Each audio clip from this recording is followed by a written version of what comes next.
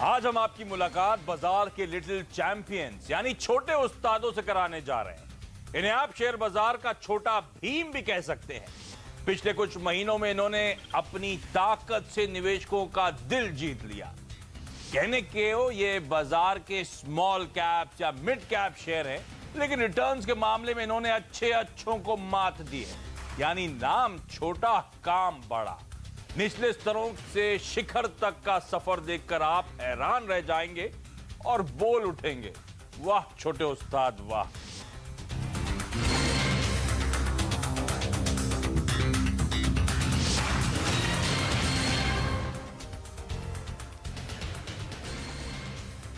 कुछ हद तक आइडिया आप समझ चुके होंगे। ध्यान रखें, इस समय भारतीय बाजार जो है रिसेंट करेक्शन के बावजूद सेंसेक्स निफ्टी यानी कि जो नैरो मार्केट जिन्हें हम कहते हैं, वो अपने रिकॉर्ड उच्चतम स्तरों के आसपास आपको कामकाज करते हुए नजर आएंगे। पर ये जो छोटे मझौले शेयर्स हैं, इनकी जो पॉकेट है, वो ग्राफिक्स आप लोग की स्क्रीन पर आएंगे, वहां पे देखिएगा आप किस तरह का अंडर परफॉर्मेंस देखने को मिल रहा है। इस साल के रिटर्न्स पिछले एक साल के रिटर्न्स किसी भी पैमाने पर कंपेयर कर लीजिए आप, मिड कैप्स और स्मॉल कैप्स में अंडर परफॉर्मेंस है। और ये देखिए आपकी स्क्रीन पर, मिड कैप्स अपने अब तक रिकॉर्ड उच्चतम स्तरों से 19% नीचे और स्मॉल कैप्स तो 25% से ज्यादा वो इंडेक्स अभी भी नीचे आपको कामकाज करता हुआ नजर आएगा। पर यहां पर एक ट्विस्ट है, इंडेक्स भले ही पिछड़ रहा हो, ये देखिए अंडर परफॉर्मेंस जिसकी मैं बात कर रहा था, एक साल में निफ्टी हरे निशान में 12.5% के returns, mid cap small cap कहीं अंडर परफॉर्म करते हुए लाल निशान में अभी भी कामकाज होता हुआ।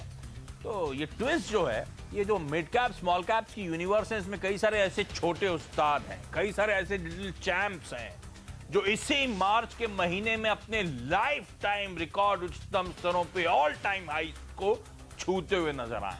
तो अगले आधे घंटे में मैं ऐसे ही कुछ इंटरेस्टिंग स्टॉक्स आपके सामने पेश करूंगा और मदद मांगूंगा अपने दोनों एक्सपर्ट्स की। आज के दोनों एक्सपर्ट्स आप लोग की स्क्रीन पर आएंगे, ट्रेड स्विफ्ट ब्रोकिंग के संदीप जैन और एंजल ब्रोकिंग के मयूरेश।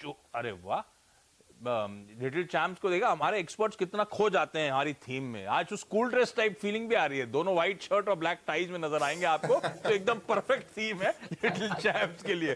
तो अगले आधे घंटे में आपको कुछ इंटरेस्टिंग स्टॉक्स हाईलाइट करूंगा और हमारे एक्सपर्ट्स मदद करने वाले हैं। तो एक काम करता हूं, शुरू करता हूं स्टॉक्स की लंबी लिस्ट है जिन स्टॉक्स को हमें करना है कवर। तो सबसे पहले संदीप जैन साहब आपके पास आ रहा हूं और स्टॉक है आवास फाइनेंशियल। एक्टर साहब स्क्रीन पर लेकर आए। 7 मार्च को 1270 अब तक के रिकॉर्ड उच्चतम स्तर जो है ऑल टाइम हाईज इसी महीने यानी कि स्टॉक ने छुए। साल के लो से 107% के रिटर्न से स्टॉक ने डाले। इस तरह का तगड़ा मोमेंटम यहां पे देखने को मिला है। और आपको याद होगा, recently listed company AU small finance ने प्रमोट करा था, धीरे धीरे करके उन्होंने अपना स्टेक पेयर ऑफ करा। और संदीप जैन साहब से शुरुआत इसलिए कर रहा हूं क्योंकि ये राजस्थान हेडक्वार्टर्ड कंपनी है, एनबीएफसी है, और नाम से समझ आ गया होगा आपको, हाउसिंग फाइनेंस एनबीएफसी है। और लार्जली सबसे बड़ा मार्केट तो राजस्थान है और कुछ हिंदी स्पीकिंग मार्केट एमपी का हो गया, साथ में गुजरात, महाराष्ट्र, ये वो इंपॉर्टेंट ज्योग्राफीज हैं जहां पे कंपनी ऑपरेट करती है। पर गजब का आउट परफॉर्मेंस इसमें देखने को मिला है। संदीप सर, क्या हालचाल वहां के हाउसिंग फाइनेंस मार्केट के? और फिर आवास फाइनेंशियल, ये स्टॉक अभी भी अट्रैक्टिव है क्या? क्यों इतनी तेजी आ रही है? देखिए, एक तो इसकी लिस्टिंग कमजोर हुई थी और हालांकि पहले ये एयू हाउसिंग फाइनेंस के नाम से जाना जाता था। हाँ। और फिर कंपनी एग्जिट कर गई और जिस तरीके से आवास फाइनेंशियल जब आया था तो थोड़ा सा एनबीएफसी का माहौल उस टाइम पे ही गड़बड़ हुआ था और रीजन बीइंग की लिस्टिंग खराब हुई, बट वहां से बहुत बड़ा बाउंस बैक लिया। बट मुझे समहाउ वेरी फ्रेंकली बहुत ज्यादा सस्ता नहीं लगता ये स्टॉक, और जिस तरीके से 8 के price to book value multiples पे चल रहा है तो थोड़ा सा मुझे महंगा लगता है। हाउसिंग फाइनेंस कंपनीज में जब एलआईसी एचएफएल है या जीआईसी हाउसिंग फाइनेंस है, एचडीएफसी है, वहां पे बड़ी पेडिग्री की बढ़िया क्वालिटी के जो सस्ते वैल्यूएशंस पे अवेलेबल है वो रेकमेंड करते हैं। बट फिर भी ऐसा लगता है कि ये स्टॉक जिस तरीके का मूवमेंट दिया और जो अभी भी इनफैक्ट इनका सेगमेंट जो है सेमी अर्बन, रूरल एरियाज में और लोअर और मिडिल इनकम ग्रुप को ये लोग कैटर करते हैं, तो वहां पे ट्रैक्शन काफी है। बट फिर भी, और राजस्थान की कंपनी है, इसका प्रेजेंस काफी दिखता है यहाँ पे। मैं यही कहूंगा कि इसको होल्ड करके रखें, फ्रेश बाइंग की राय मेरे हिसाब से नहीं है। ठीक बात। आवास फाइनेंशियल अच्छे मोमेंटम, अच्छी तेजी तो देखने को मिली, लेकिन इन लेवल्स पे ये सस्ता नहीं है, तो ये अच्छे एंट्री पॉइंट नहीं दे रहा मुझे। तो इस स्टॉक में अगर पोर्टफोलियो में है तो होल्ड करें, नहीं तो फ्रेश इन्वेस्टमेंट से बचें। पर आज लॉजिक ज्यादा तो वही है मेरा कि जो record life time highs blue sky territory में जो स्टॉक्स कामकाज कर रहे हैं, वहां पे कहां पे मौके हैं वो ढूंढना, तो ये तो होल्ड कैटेगरी में चला गया। अच्छा, क्योंकि इस समय पिछले हाई से बाजार के जो ए हाईस की तरफ हम वापस पहुंचे हैं ना, एक ही पॉकेट ने मोमेंटम को ड्राइव करा है, वो है बैंकिंग फाइनेंशियल सर्विसेज स्पेस। तो उसी को शुरुआत में मैं कवर कर रहा हूं। उसमें छोटे उस्ताद जो है, उसमें आवास फाइनेंशियल था, एक क्रेडिट एक्सेस ग्रामीण, ये भी एक रीसेंट लिस्टिंग थी मयूरेश, और मार्च में ही 11 मार्च को 499 अब तक के रिकॉर्ड उच्चतम स्तर इस स्टॉक ने छुए, लोस से ऑलमोस्ट 50% की रिकवरी दिखा दी। और ये कंपनी बैंगलोर हेडक्वार्टर्ड एक माइक्रो फाइनेंस इंस्टीट्यूशन है जो कि लार्जली महिलाओं के लिए रूरल एरियाज में माइक्रो लोन्स प्रोवाइड करने का काम करता है, और करते करते ये देश की तीसरी सबसे बड़ी एमएफआई बन चुकी है। क्रेडिट एक्सेस ग्रामीण, क्या कॉल है आप लोग के हाउस का सर इस स्टॉक पे? ये रिकॉर्ड उच्चतम स्तरों पे जो कामकाज कर रहा है, घुसने के मौके दे रहा है क्या? आफ्टरनून आशीष जी। नहीं, जैसे आई थिंक संदीप साहब भी बता रहे थे, मुझे लगता है आई थिंक दो चीजें काफी मायने रखती हैं। एक आई थिंक इनका जो बिजनेस मॉडल है, जैसे माइक्रो फाइनेंस और जो केटरिंग करते हैं, I think under serviced women class को आई थिंक एक ऑब्जेक्टिव बहुत बढ़िया है। बट कहीं ना कहीं आई थिंक जो वैल्यूएशंस इसके सामने, आई थिंक वैल्यूएशंस काफी स्ट्रेच लग रहे हैं।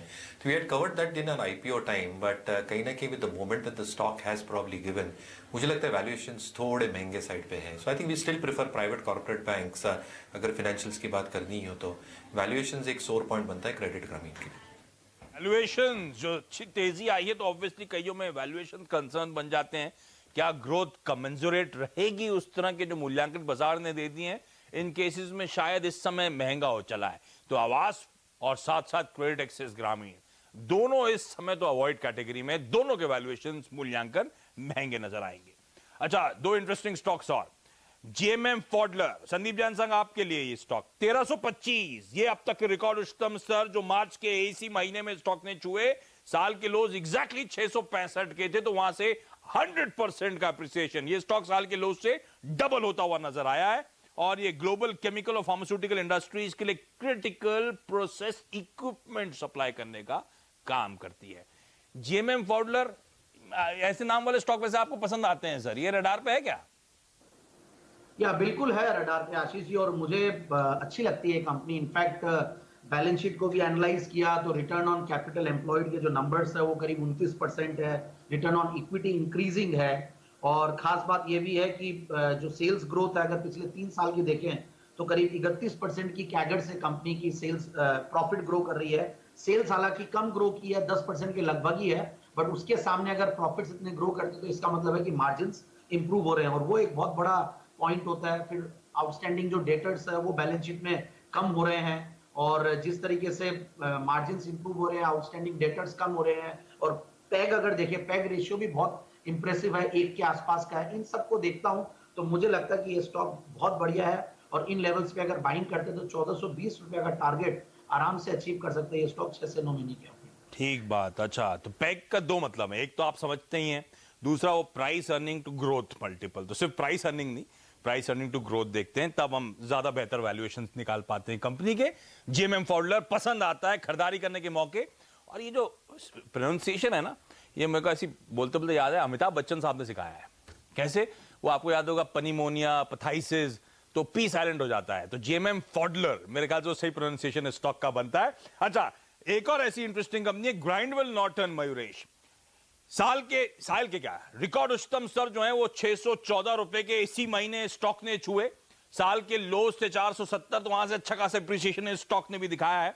और बहुत कम लोग जानते होंगे, सेंट गोबेन ग्रुप की एक कंपनी है और एब्रेसिव्स की लीडिंग मैन्युफैक्चरर और एक्सपोर्टर के तौर पे जानी जाती है। ग्राइंडवेल नॉर्टन सर, ये पसंद आती है? यहां पे भी वैल्यूएशंस महंगे हो चुके हैं। बिल्कुल पसंद आती है आशीष जी, और जैसे आपने राइटफुली कहा, आई थिंक जो एक टेक्नोलॉजिकल इनोवेशन होता है because of the strong parentage Saint Gobain को लेके, आई थिंक एक बहुत इंपॉर्टेंट मायने रखता है। दूसरा, आई थिंक जो अब्रेसिव्स की आपने बात की, 60% अब्रेसिव सेगमेंट से आता है। कहीं ना कहीं आई थिंक थोड़ी दिक्कतें जरूर थी आई थिंक ग्रॉस मार्जिन पे, जिसकी वजह से एबिटा मार्जिन 16.2% पे आए थे इस क्वार्टर में। बट मैनेजमेंट काफी फोकस्ड है ये सेगमेंट के लिए। और मुझे लगता है आई थिंक जो एक वॉल्यूम ग्रोथ हम देखेंगे एब्रेसिव सेगमेंट के लिए आई थिंक काफी तगड़ी हो सकती है। दूसरा आई थिंक इनका जो सेरामिक्स का सेगमेंट है वो लगभग 30 से 35% कंट्रीब्यूट करता है और यहाँ पे भी आई थिंक जो एक प्रॉस्पेक्ट्स हमें दिख रहे हैं काफी अच्छे लग रहे हैं। The best part Ashish ji I think जो इनकी यूटिलाइजेशन लेवल्स हैं अब्रेसिव्स और सेरामिक्स के लिए 60 and 55% respectively, I think automatic leverage आता है क्योंकि जैसे ऑर्डर बुक इनकी बढ़ती है, जैसे आई थिंक ये फिक्स्ड एसेट टर्नओवर बढ़ाते हैं और यूटिलाइजेशन लेवल्स बढ़ते हैं, आई थिंक बॉटम लाइन पे और ईबिटा पे आई थिंक एक क्वाड्रप्लाइंग इफेक्ट आता है। तो हमें लगता है आई थिंक यूटिलाइजेशन लेवल बढ़ेंगे, फिक्स्ड एसेट टर्न्स काफी तगड़े होंगे, केपेक्स इन्होंने 50 करोड़ का ईएमआई किया और 250 से 300 करोड़ कैश पे है। सो डेट इक्विटी बिल्कुल नहीं है, very very strong balance sheet. एक रिस्क फैक्टर या एक सोर पॉइंट होते हैं जो 2.5% रॉयल्टी देते हैं, बट कहीं ना कहीं आई थिंक वो भी कैप्ट हुई और मैनेजमेंट ने कहा है कि इससे ऊपर नहीं जाएंगे। तो ये लगता है I think 22% plus ROCEs, expectations of double digit revenue growth, EBITDA margin expected at 17-18%, I think काफी तगड़ी मायने रखते हैं कंपनी के ऑपरेटिंग परफॉर्मेंस पे। तो बिल्कुल पॉजिटिव व्यू रखते हैं for the targets mentioned on your screen. तो आवास और क्रेडिट एक्सचेंज ग्रामीण जो थे वो महंगे थे तेजी के बाद, लेकिन ये जीएमएम फॉडलर और ग्राइंडवेल नॉर्टन जो हैं ये दोनों ही स्टॉक्स एक्सपोर्ट को पसंद आते हैं, दोनों मेन लेवल्स के आसपास खरीदारी करने के मौके। अच्छा संदीप सर, एक और स्टॉक सीमेक 432 के ऑल टाइम हाई इसी महीने छुए 178 के लोज से, तो 140% के रिटर्न साल के लोज से स्टॉक में देखने को मिले। इस तरह का तगड़ा मोमेंटम, और ये हम लोग मरीन सर्विसेज वाली बात करते हैं तो ध्यान रखें जो डाइविंग सेवाएं जो होती है ना, डाइवर्स जो जाते हैं पानी के अंदर, उनके लिए जो सपोर्ट वेसल्स जो होती है ना, लार्जली ये कंपनी वो प्रोवाइड करने के लिए जानी जाती है। अब तो खैर career, bulk career, utility services वगैरह मुहैया कराती है, लेकिन वो डाइवर्स के लिए जो एक्सप्लोरेशन वगैरह के लिए पहले पानी में जाते हैं, पता करते हैं, उनके लिए ये ज्यादातर वो वेसल्स या जहाज प्रोवाइड करने के लिए जानी जाती है। अच्छा सीमेक, ये धंधा वाकई पिकअप हो रहा है क्या? एक्सप्लोरेशन एक्टिविटी पिकअप हो रही है क्या? ये स्टॉक इतना क्यों चल गया और अब कॉल क्या होगा सर? देखिए वेरी फ्रैंकली मुझे ये कंपनी समझ में नहीं आती है, और ठीक है लिटिल चैंप के लिए क्वालिफाई की है, जिस तरीके से मूवमेंट दिया है और जिन लेवल्स की इसमें एक प्राइस में हाइक देखी गई है उसकी वजह से, बट ओवरऑल आप देखिए बैलेंस शीट को तो पी मल्टीपल्स तो कैलकुलेशन ही नहीं आ रही है, मतलब 1100 प्लस की पी मल्टीपल्स पे है, रिटर्न ऑन कैपिटल एम्प्लॉयड करीब 1% का ही है, फिर प्रॉफिट ग्रोथ अगर आप देखें तो नेगेटिव 73% की है, और अगर सिर्फ अगर आप पिछले 12 महीने का भी अगर आप देखें तो कोई प्रॉफिट्स कुछ है नहीं। पिछले एक साल में मार्च 2017 की बैलेंस शीट में करीब 148 करोड़ का लॉस था, तो बहुत ही वॉलेटाइल नंबर्स हैं। तो इन टाइप के स्टॉक्स में वो स्ट्रैटेजी नहीं लगाई जा सकती है कि जहां पे आप निश्चिंत होकर आप इन्वेस्टेड रहें और ट्रैक नहीं करें। यहाँ पे बहुत ट्रैक करना पड़े और काफी ट्रेडिंग ओरिएंटेड होना पड़ता है। तो मेरे हिसाब से तो स्टॉक को अवॉइड किया जाए, जिनके पास है वो कहीं ना कहीं प्रॉफिट बुकिंग की सोचे वो ज्यादा बेहतर। पसंद नहीं आता, अवॉइड करें, है तो अच्छे मुनाफे होंगे। लकीली आप इस छोटे उस्ताद ने कमाल कर दिया, भाव के लिहाज से तो, लेकिन मुनाफा बांधने की तैयारी कर ले वहां पर। गुजरात फ्लोरोकेमिकल्स मयूरेश, और ये स्टॉक भी क्वालिफाई करता है क्योंकि इसी मार्च के महीने में 1092 आप लोग की स्क्रीन पर ये ऑल टाइम हाइज अब तक के स्टॉक ने लगाया, लोअर लेवल से बहुत तगड़ी रिकवरी।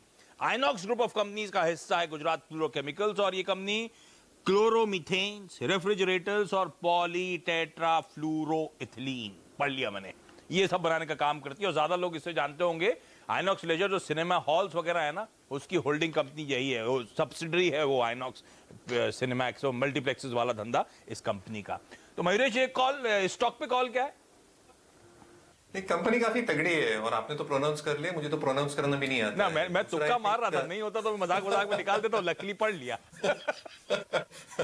नहीं, दूसरा आई थिंक आपके चैनल पे आई थिंक ये फंडा में आई थिंक कवर हो चुका था, और उसके लिए जो लॉजिक दी थी आई थिंक प्रदीप भाई ने, आई थिंक काफी अप्रोप्रिएट थी। बट कहीं ना कहीं आई थिंक वापस I think we come back to that same point, I think you also have to consider valuations, क्योंकि अर्निंग्स ग्रोथ आई थिंक एक स्टेबल फॉर्मेट में बिल्कुल रह सकती है कंपनी के लिए, बट कहां पे एक मीन वैल्यूएशन के हिसाब से I think upper end of the range पे है।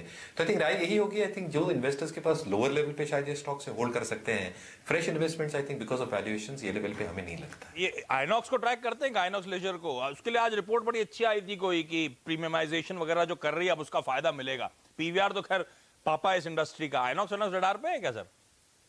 सर रडार पे तो नहीं है, लेकिन मूवी देखने जरूर जाते हैं पीवीआर और आइनॉक्स पे। ठीक है, उसी के हिसाब से इस्तेमाल करा जाए फिर। ठीक है, गुजरात फ्लोरोकेमिकल्स भी होल्ड करें अगर है तो, अदरवाइज मैं मानता हूं बहुत लोगों के पास होगा ही नहीं। तो अवॉइड करने की सलाह होगी इन लेवल्स के आसपास। और प्रदीप को क्रेडिट जाता है, फिर इसका मतलब ये जो रिकॉर्ड उच्चतम स्तरों पे स्टॉक पहुंचा है, लेकिन उसका मुनाफा आपने कमा लिया है, अब बांधने का समय आ चुका है। मैं ब्रेक ले रहा हूं, ऐसे ही कुछ और बेहद इंटरेस्टिंग छोटे उस्ताद लेकर आऊंगा ब्रेक के उस पार। लेकिन जाते जाते बता दूं, जीएमएम फॉडलर और ग्राइंडवर नॉर्टन अब तक छोटे उस्तादों में ये दो स्टॉक्स हैं जो एक्सपोर्ट को पसंद आ रहे हैं। इस तेजी के बावजूद भी इन स्टॉक्स में आप निवेश कर सकते हैं। ऐसी कुछ और बाय रिकमेंडेशन ढूंढूंगा इन छोटे लिटिल चैम्प छोटे उस्तादों में ब्रेक के उस पार।